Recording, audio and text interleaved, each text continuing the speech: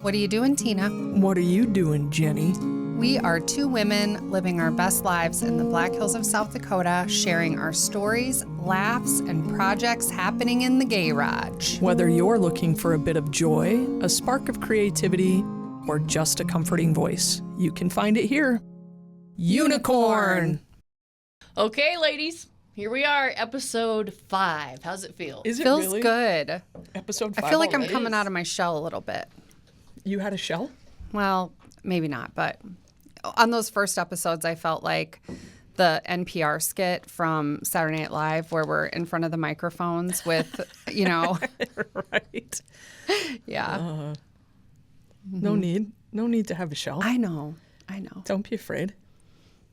You bring me out of my shell in almost every way. So, Good. yeah. That's a good thing. It's Okay, good. we promised everyone we'd talk about the bathtub Yes. story. Oh my goodness. The Bathtub Story. This was completely unexpected. And, we were left shocked, really. Tina, why don't you lead it off? So, I am a bath taker. At the end of the day, I have been that way since, college, after college. My mother is that way, and certainly where I learned it. And I think Jenny was too, prior to meeting me. Definitely. Always a bath taker, my whole life. But now, when we first met, I think that's where a lot of our dreamy conversations came, was in the tub at the end of the day and breaking down each other's day and if we could do anything, what would we do? If we could, what project or where could we, where do you want to go for vacation? Whatever the conversation was, the bathtub has always been kind of our space to just be the two of us, and it's just what we need at the end of each day. So it was not unusual for us to be in the tub at 5:30, 6 o'clock in the evening at the end of the day. And Claire had been called out sick that day, even though it was the week for them to be at their dad's. When Claire gets sick, no matter where she is, she wants to come to our house. And to be clear, Claire is sick like a Victorian child. Like, she's my crash and burn kid. She's always been that way. When she was little, baby, toddler, I'd be like, well, maybe this is it. I don't know if she's going to live through the night because she just she's just a mess when she's sick. She's a mess. And she requires a lot of one-on-one nursing care. Does Claire get the man flu? Claire, it is so much. It is the worst man flu that you've ever seen. Wow. Like she can't walk to the bathroom by herself. Like she's just Literally will text from the other room, and you go in and ask her, what can I help you with? Can you hand me my water? I'm that's thirsty. like 2 feet away from her. It's at the end of the bed on the nightstand. Yeah. So that is Claire. So she was home, and we heard the dogs bark a little bit and a little rustle out in the, kind of main part of the house. And Jenny said, hello? And I said, I think it's just Claire coming upstairs. Because the dogs will bark, like when the kids come up sometimes. They happy growl, especially Archer, full body move. And there was nothing. And probably 7 to 10 seconds later, they barked again. And we said, hello, again. And then we heard a voice back. And then I still think it's Claire. So I say, we're in the tub. Like I yell out, we're in the tub. Kiss of death. And so then there are footsteps that, come to the back of the house, to the master, to the primary bedroom and bathroom. And we see this face duck around the corner. And we've never seen that face before. And she was like, oh, gosh. Oh, hi. Oh, Oh my gosh. Oh my gosh. If I wasn't embarrassed before, I definitely am now. And Jenny's fishing around in the tub with her hands looking for her washcloth. Which was nowhere to be found. And I had mine. So We were I'm also out of bubble bath. I'm good. Yeah, it was late. It was later in the bath where yeah. the bubble bath had dissipated. And I said, "It's okay. Don't freak out. Like, who are you? Where are you trying Well, to she said, go?" I think I'm in the wrong house. That's right. And I said, "Where are you trying to go?" And, well, let me say how you said that. Yes. So we're in the bathtub, and I'm thinking she's going to just make a quick exit until Tina leans over the side of the bathtub, like fully engaged with her, and said, "Well, where are you trying to go?" And I was like, oh my gosh, are we really doing this right now? And so what am I going to do? I'm powerless. I can't, there's nothing to do. And so a whole conversation then happens. She says she's trying to go to Renee's. And we're like, "Oh, yeah, that's 2 houses down. There's 1 house in between us. It's 2 houses down. You'll have to tell Renee. It's okay. I've known Renee since kindergarten." And she's like, "Okay, sorry."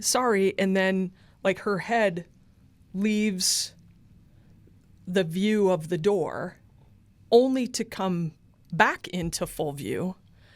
But now it's not just her head that's in full view. She has come around the corner and both of her feet are on the marble flooring of our bathroom. And she's standing right there, full on engaged in conversation, and says, Then she says, "You have a really beautiful house." And I don't know what I was thinking, but in the moment, I said, "Thanks, I'm sorry our kitchen is kind of a mess." I apologize. I apologize for the state of our house that a stranger has come into and is now in our bathroom while we're naked in the bathtub. Yeah. When she walked in and said, you have a very beautiful house and I love your kitchen." And that's what triggered you to say, "Oh, Yes. I'm sorry. It was, it's a bit of a mess," or whatever you said. And she's like, "No, it's gorgeous. I love that refrigerator." Like, and this whole conversation just starts taking place about appliances and. Oh my gosh. Are you thinking this woman's about to get in the bathtub with us? I think she might have. If Jenny would have said, "Come on in," I think there would have been a 50-50 chance. I think she was in the right state of mind if you're picking up what I'm laying down. And so I'm just still in a state of shock. So Tina gives her directions of where she needs to go. She leaves.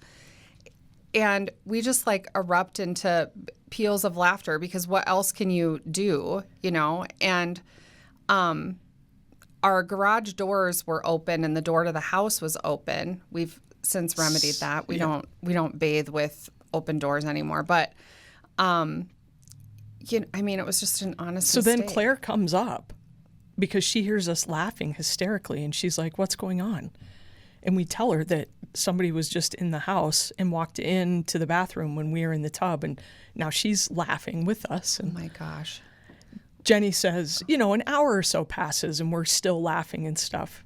And I say, "We have to TikTok this." And Tina said, No, I don't think we should. I said, "Oh, we absolutely are going to shoot a video." So we shot a video and I posted it. And I think it's our highest performing video. Yeah, it's like over 2 million 3 million views or whatever it is. I don't know what it is. It's nuts. That never happens to anyone. No. But it happened to you too. But it happened to the two of us. And you continued to help somebody you didn't know. Yeah. While you were naked in the bathtub. Totally. Yeah. And so then the interesting part is, like, as soon as we post the video, Jenny texted Renee and said, "Hey, just to let you know, like, we knew that where she was headed when she said she was going to Renee's for some book club or something, card night." So then that, to me, that's the funniest part, is everybody at Renee's house for cards knows us. Right. But this woman didn't know us. Right. And has no idea She does about now. TikTok. She had no idea about any of it. Right. And so, like there's this group text going back and forth between Jenny and Renee and I, and we're like, you've got to get her to commit to coming on and doing a TikTok with us to talk about her just walking in. And I don't know, I still to this day, and to go back and read some of the comments, like, she's lucky she didn't walk in on my house, like she would have gotten a, firearm in her face or whatever, some blah, blah, blah. And I'm thinking to myself, man, you guys are pretty crafty if you have a secret hide-a-hole. Who's packing heat in the bathtub? That's what I want to know. Personal protection device. If I could have found a washcloth, I could have thrown that at her. But Right. that's about it. That's about all I could have done. So then the next day, I come home from work and I'd been thinking about it. I was like, well, maybe she couldn't see everything. Maybe she couldn't see everything. So I go into the bathroom and I stand where she stood and I was like, oh no, she saw all of it. She saw absolutely everything. Did she go to the book club and tell everybody? Yeah, the card game. It was card Oh, it was night. a card game. Oh, yeah. And so by the time she got there, Jenny had already texted Renee what had happened. So they all knew when she walked in that she had just come from our house and what had happened. And they're all just dying and laughing about it. And she is just oblivious, like, oh, they were the nicest people. You have really nice neighbors. Really nice neighbors, and their house is beautiful. That's all she kept telling Renee. You can't make it up. And so we've not met her again. And I don't know if she knows yet, really. I don't know either. Who we are or Yeah. about the video itself or the number of comments and views. Or She was the only one at the card game that didn't know you, but now Correct. she knows more about you than they do. Correct. Maybe. Yeah, 100%. Well, except Yeah. Renee, because, we've known each other since Yeah, kindergarten. there's that. Oh my gosh, so funny. And so I told Tina, I said, we are so nice. We're Midwest nice. We're beyond approachable. Yes. That When we were recording the video, I think I said that, like, we're nice. And you were like, yeah, we are nice. And I'm like, we're beyond approachable. And that became a thing that's probably should go on a T-shirt. Yeah, beyond approachable. Most people, if somebody walked into their house while they were in the bathtub, it wouldn't be that way. No. They would probably freak out, yell at the person. Like, But here you guys are like, oh, how's get it the going? hell out of my tub. Maybe it's because we were two women in a bathtub. We weren't, scary. Maybe. But I've often, since the incident, kind of tried to do a little role reversal. Mm-hmm. And I'm not sure how I would have gotten past the garage. Because this game night has been hosted by Renee for years. And this woman has been to Renee's house 4 years. And our houses are nothing alike. So how she got in to the garage, and I could see, both of us are set up on a hill back away from the road. So I get going up the driveway. And if even you though GPS Renee's house, it does take you to our house. There's a mistake in Google Maps. Yeah. So I get that part. Going into the garage, at the time, maybe a garage remodel or adding cabinets or something, I get that part. But the minute you walk in from the garage door into the house, everything is different. Yeah. Like the path into the home, the colors, the finishes, everything is different. So I'm not quite sure how she got that far. Then to come through the kitchen, But she did. the living and dining room, down, like it is a long hallway to get to our bathroom. I wonder how she felt. Like, I've often was she wondered like, how that do I too. get out of here? Or how do I get out of this situation? And, if you stop and think about one of the things, the first thing that she said was, you have a beautiful home and I love your kitchen. So that she kind of walked in and looked to take it all in.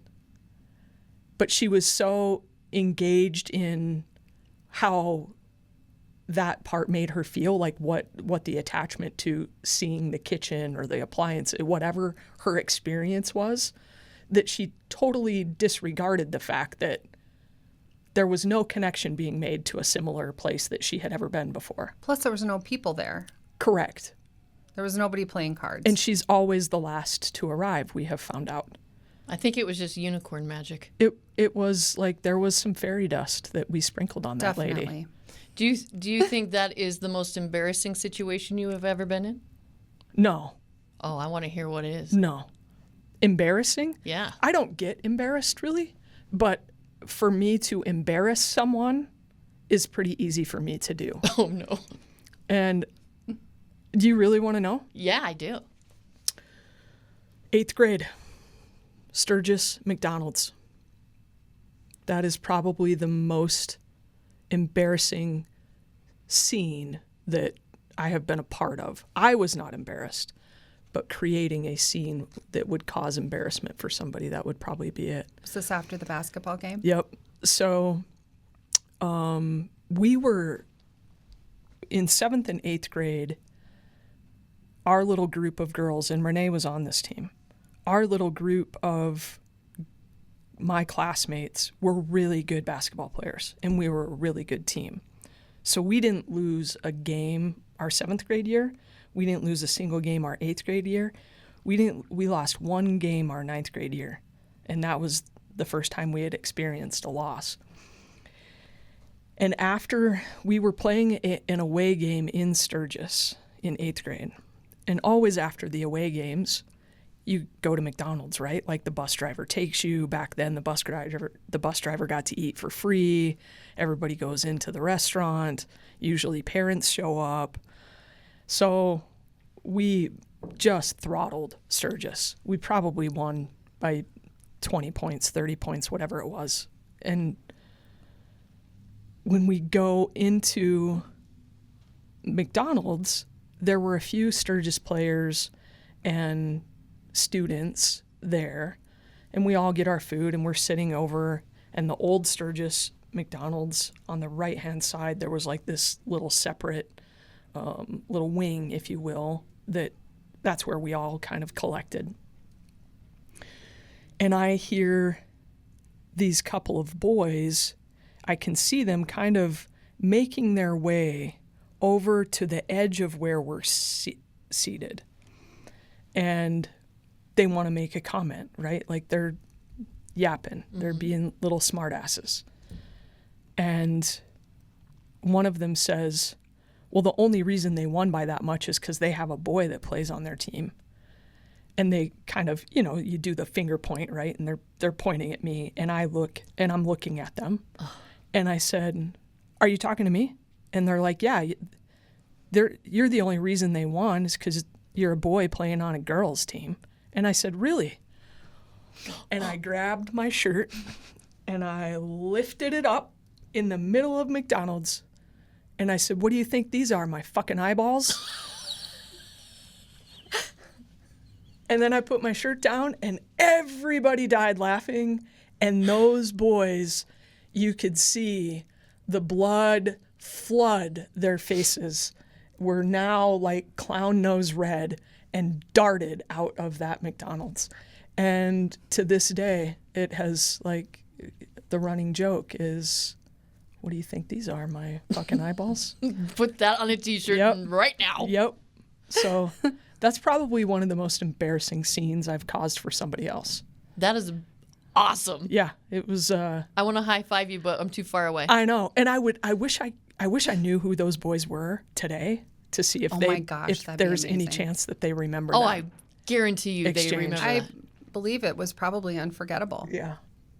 They probably tell that story around the campfire every year. I think it would be fun to bring in like Marta, Renee, Jonna, a couple of the girls. Especially Renee, she's been involved in Renee both has of your been yes. Renee has been through some trauma with us. We've put that poor girl through a few things. Renee calls almost every morning, and we call it mental health check. And so she calls us and mental health check. There's no us. She calls you. Well, she called me. You two have this. So the relationship that the two of you have, they knew each other by name only before Jenny and I met. And Renee had always wanted to meet Jenny, and likewise Jenny with Renee. So, and now the two of them like, I would really say that Renee's probably your best friend. She is. Yeah. Definitely. Yeah. My best friend. And it's so fun for me to watch who Renee is today as this, badass realtor, businesswoman, like take charge, owns her shit. And my wife, like, they run their classrooms. And I knew Renee from this little kid with glasses who was a voracious reader and, a Girl Scout and a little basketball player. And now look at her. She's like, take no prisoners. I'm going to go do what I do. Yeah. And I love that the two of you have that relationship. Me too. It's been really special for me, especially because she lives 2 doors down. So on Sunday mornings, we have a thing at our house we call Braless Coffee. Yep. And so we kind of never know who's coming. In the summer, our groups are a little bigger because we all sit down on our deck and it's come as you are. Bra's optional. Roll out of bed and come over. Roll out of bed, come on over. Drive out and we, we just have that time. everybody just chit chats. I'm usually good for about 30 minutes and then I get antsy and I go off and do something. But if the conversation is something that grabs my attention, then I'll stay and participate. But a lot of times it's about things that I just don't have a baseline knowledge of. Books. You don't read? I listen to audiobooks, but I'm not a page flipper. I can't sit still that long enough. A lot of like self-care maintenance products. I use soap and water. Right. So I just don't have a baseline knowledge in, hyaluronic acid and Yeah, somebody asked Tina, what's your skincare secret? Your skin is so beautiful. She's like, deadpan, soap and water. I was like, oh my gosh. Yeah. Do you wash it every night? mm-hmm. Yep. So yeah, Braless Coffee on Sundays. And then, Renee and I took a trip to Spain together about a year and a half ago, which was amazing. And yeah, she's just such a great friend, and just like our families, our kids are friends and, like we're getting together. Yeah. We get together on holidays for games and stuff like that. And I think too that some of the things that we have been through as individuals in this last, year and a half, 2 years, like big things, big life-altering things, have just solidified that bond. And watching our kids, like her youngest, Kier, and Claire, are really close girlfriends, and they talk a language that makes absolutely no sense to me. But it's nice to know that Claire has an older young woman to call on in times of need or advice or, you know what I mean, like a big sister. And then Renee's oldest, Kai, is engaged to Isaac, and they just bought their first house. So I have gotten a front row seat to be able to help them, pick out finishes and paint colors, and here's who I would call for this, and here, like, let me help you get a contact to move this over here. And I know it's a $400, $500, $600 investment, and that's a lot when you're buying your first home and planning a wedding, but in the long term, it's going to be a great decision. And so to get to do those things with somebody that I have known since 6 or 7 years old, however old you are in kindergarten, is not something that everybody gets to do. And that doesn't escape me. And I think with each other's kids too, we have a different relationship, obviously, with them than their parents have. And so, a lot of times, especially with this house thing, yeah, Kai will come up with something and say, well, what do you think Tina's going to say about that? Like Tina's the authority on the house stuff where, if it's your dumb mom that tells you something, it's taken one way. But if it's, one of us. Yeah. And so we leverage that all the time, as far as trying to impart messages or work on things or, whatever the case may be. Being young is hard in today's world. It's not easy. And everybody needs I think a tribe of adults and people around them of different ages to be able to tap into their support and their knowledge. That's not your parent. And so we're grateful for that. Yeah. Yeah, it's I'm going to tell a funny story about Renee, and hopefully we get a chance to, I'm going to throw her under the bus a little bit right now. Hopefully we get a chance to bring her in here. I can't wait to meet her. And talk. Yeah. But this is how perfect the relationship is with this little threesome, this little trio of Jenny, Renee, and I. So last weekend, miserable weekend, not this past weekend, weekend before, brutally cold, snowing that's really freezing ice, and it's Saturday morning at 10 minutes to 9, and my phone rings, and it's Renee, and I answer, and she says, I have done something really stupid, and I have asked myself, who would be able to fix the stupid thing that I have just done? And you were the first person that came to mind. And I said, okay, what happened? She said, I'm at the top of the hill just before Moon Meadows, and I've run out of gas. I said, Renee, you are a 53-year-old mother of 2. How do you run out of gas at 53 years old? I'll be right there. So grab the gas can out of my garage and go put a couple gallons in and take it to Renee and get her back on the road. And that's the funny thing. Renee and I are so similar because we're these huge, big picture, strategic, visionary people who also run out of gas sometimes. Like we just don't live in the minutia or the detail of day to day. And so we get each other like that. And so, to have somebody like Tina who's in the details all the time backs us up. Yep. If God forbid, if I ever pass first, Jenny and Renee will live together as these 2 little gypsy women. Oh yeah, we've said it before. Yeah. Yeah. Like a Grace and Frankie. Yeah. Totally. Exactly. Yeah. Great show, by the way. Oh, I love it. Yep. So it's, I don't know.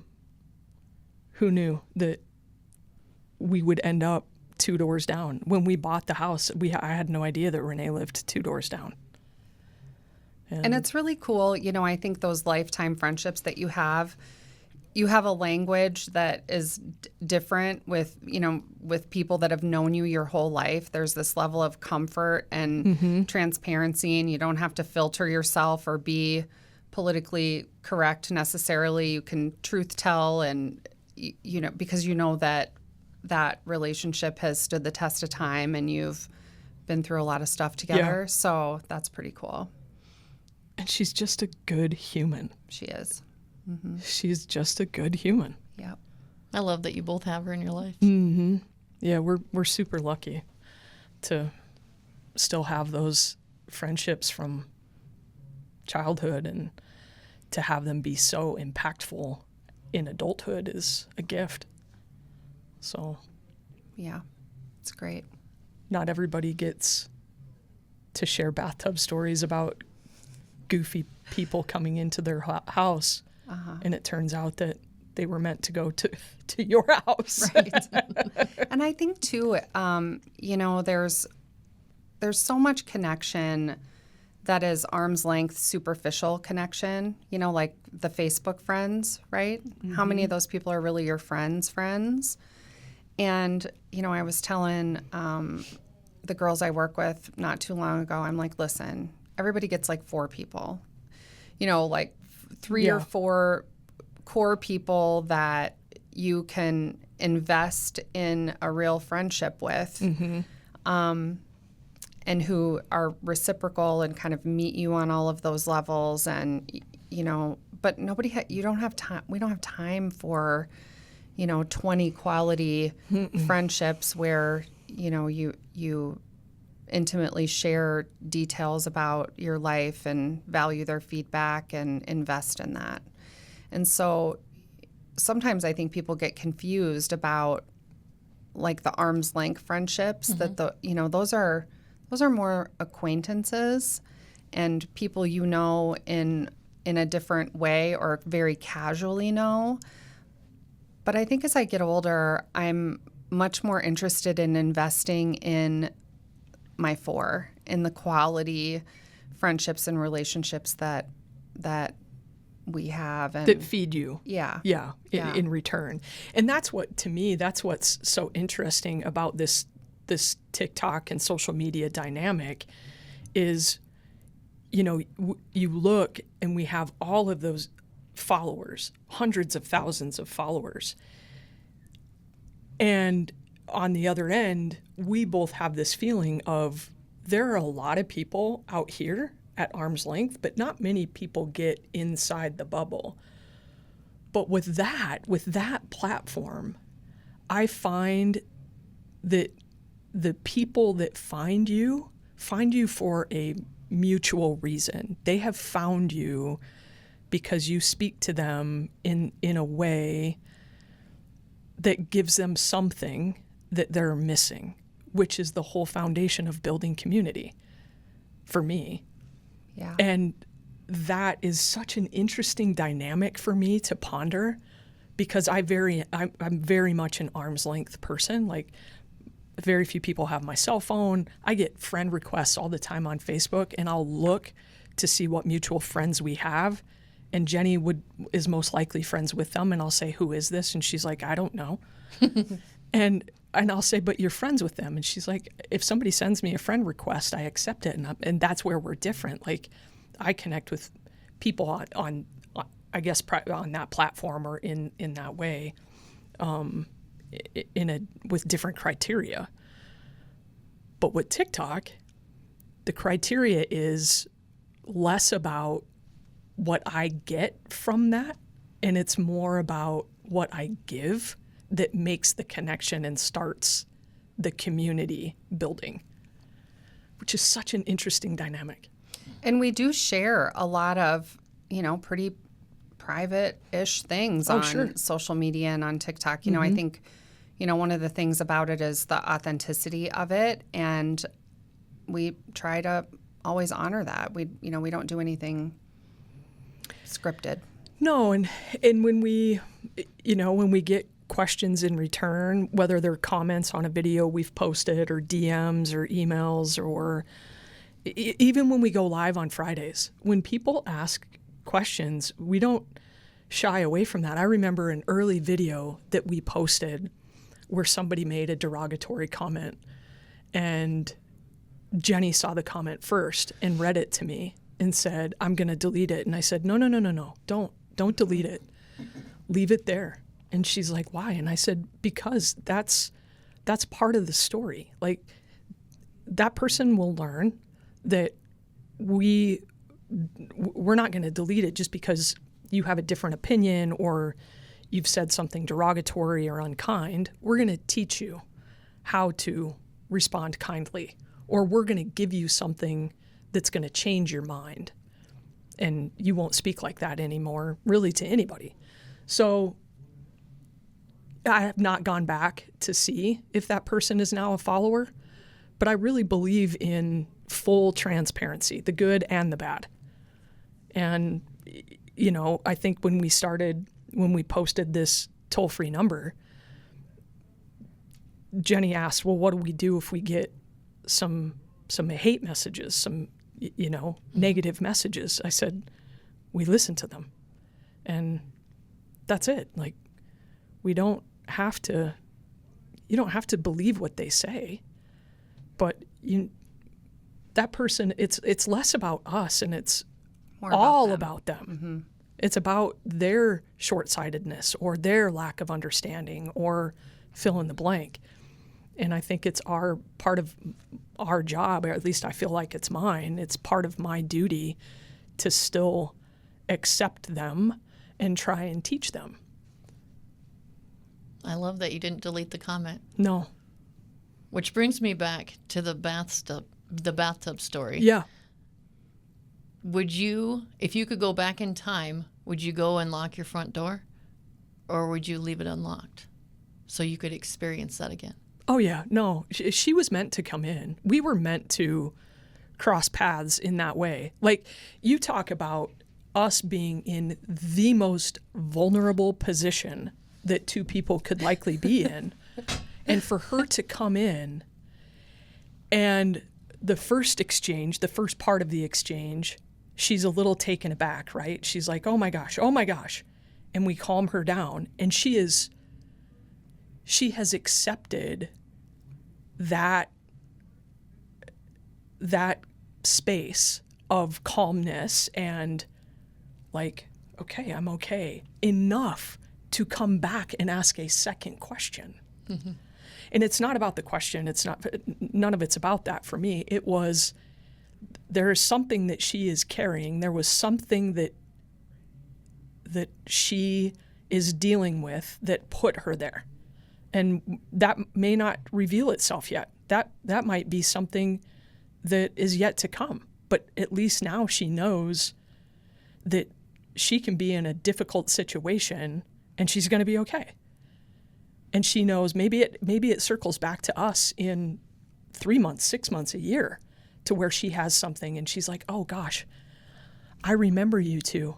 And you, like, you know, I don't know. I just see things weirdly like that. Mm-hmm. I don't think we're done with her. I don't think you're done with her either. Dun, dun, dun. Yeah. To be continued. To be continued, for sure. Mm-hmm. She came in for a reason. Like, I really believe that.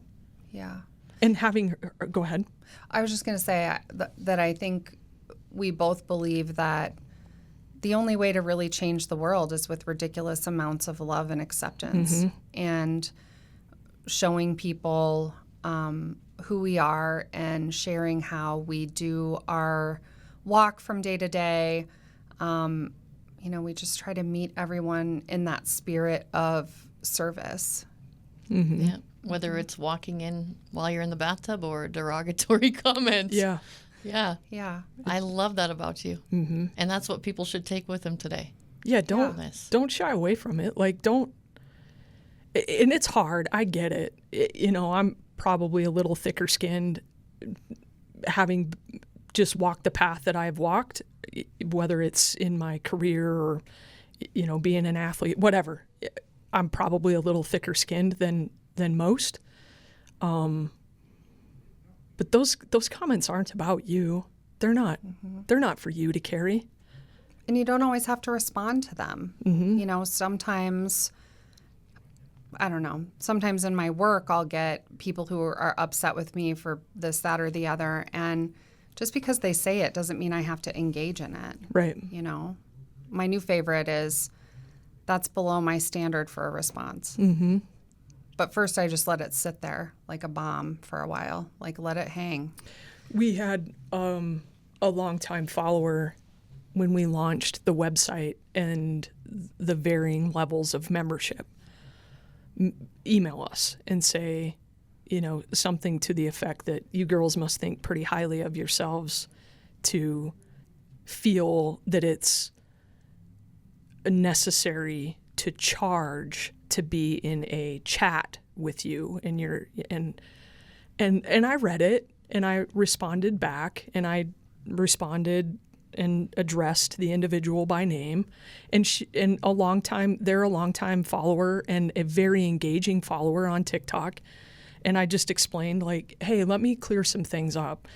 There's no cost to just be a subscriber. That's a $0 cost, and you get access to the chat, and we still have all of our stuff on TikTok. Like, where there's an associated fee is some of these other ancillary things, like, you know, the monthly call that we do with just paid subscribers, or a handwritten birthday card that you'll get on your birthday from us, or the piece of merchandise that you get to select out of the store, you know, those types of things.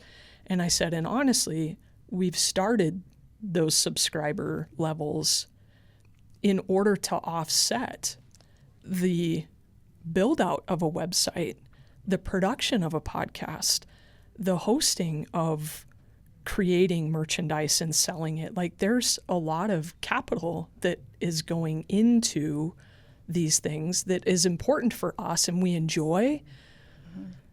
But if there is somebody that is willing to see that our effort is commensurate with a small fee, and we can still provide them with a benefit that they feel is equal, then that's where it comes in. And she felt awful. She's like, I'm so sorry for my rude message. And I said, it wasn't rude, it was direct, but no harm, no foul. Just, and will she ever write an email like that again? Never. Mm-mm. Not ever. It's like I told you today when I got here to the studio. The elevator ride. The elevator ride up. And I got to the parking lot, and there was a woman that came in the building before me. And there was a mom and 2 young kids and an elderly lady that were right behind me. And so I was holding the doors for them as they were coming into the building. And I got to the elevator, and that woman that got on the elevator knows that we're coming in to go to the elevator. The businesses on the bottom floor are not open. Right.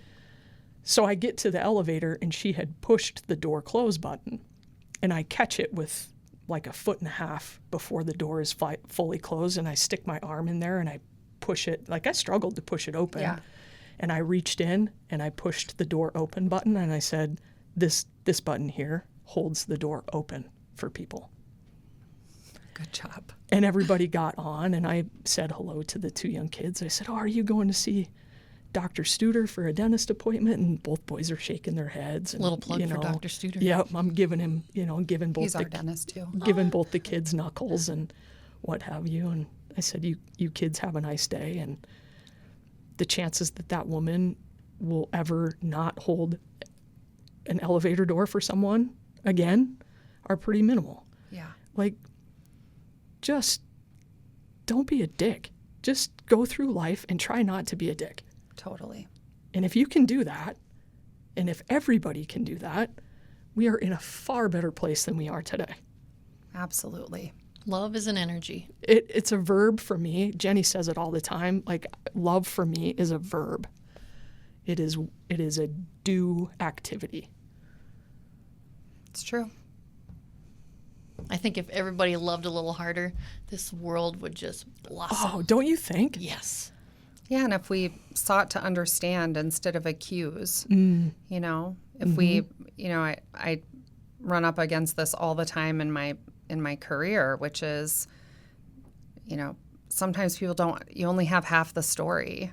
And so it's important, I think, always to not jump to conclusions, but to get all the information and to see something from all the different sides. Mm-hmm.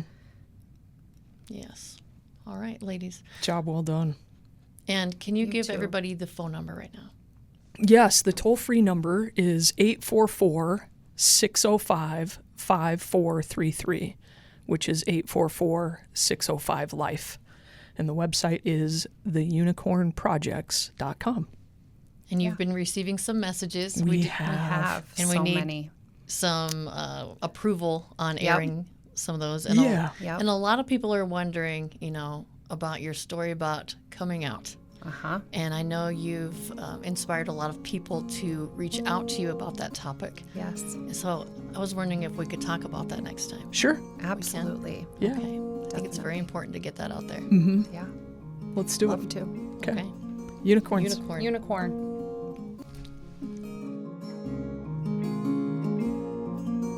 Thank you for tuning in to the Unicorn Projects, hosted by Amy Rose with Jenny and Tina. Music by Caroline Kilty. Produced by Russ Haddon. Engineered by Chris Jaquez. It's the Unicorn Projects on the Home Slice Audio Network.